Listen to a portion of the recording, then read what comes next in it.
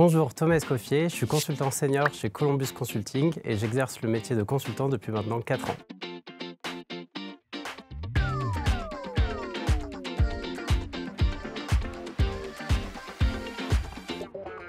Mon métier est d'accompagner les grandes entreprises dans leurs projets de transformation.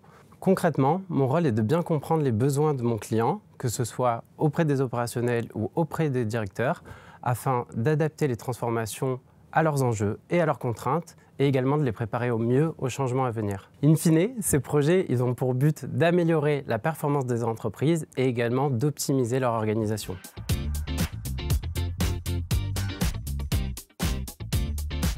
Je peux vous parler de ma mission actuelle.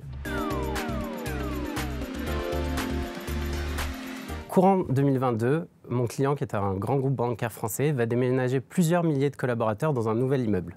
C'est l'occasion pour mon client à la fois de revoir et réaménager son parc immobilier en Île-de-France afin de proposer à tous les collaborateurs un environnement de travail qui soit homogène et adapté aux nouvelles attentes, notamment post-crise sanitaire. Dans le cadre de ce programme de transformation, nous avons été missionnés pour définir la vision stratégique et pour définir la stratégie d'accompagnement au changement des collaborateurs vers des nouveaux environnements et des nouveaux modes de travail.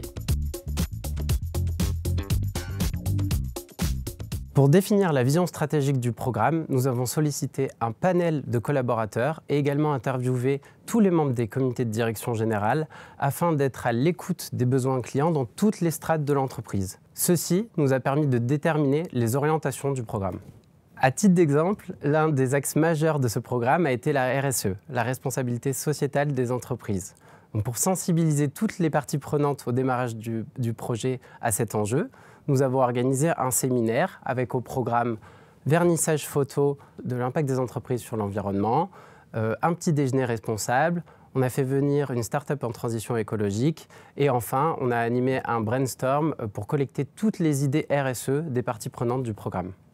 Concernant l'accompagnement des collaborateurs, nous avons mis en place un espace d'expérimentation de 500 m² dans lequel les collaborateurs peuvent venir découvrir leur futur environnement de travail et également tester de nouvelles méthodes de travail collaboratives. On anime par exemple des ateliers autour du travail hybride, du management visuel ou de la prise en main de nouveaux outils.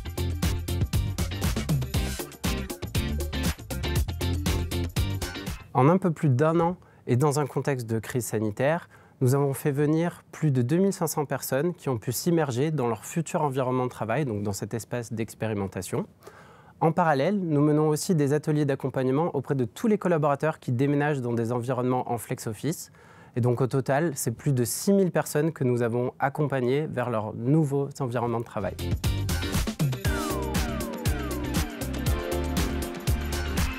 Cette mission est source de fierté parce que je travaille sur un projet qui a vraiment un impact pour mon client. Mon rôle, c'est de faire le pont entre la vision du top management, d'une part, et le quotidien des collaborateurs, d'autre part, afin à la fois d'améliorer l'entreprise, mais également le bien-être des collaborateurs dans leurs nouveaux espaces de travail. Pour être au plus proche des besoins clients, nous avons même lancé un nouveau chantier qui s'appelle Écoute collaborateurs et amélioration continue. L'idée est d'être dans une démarche apprenante afin de capter et répandre les méthodes de travail hybrides qui vont être efficaces au sein du groupe.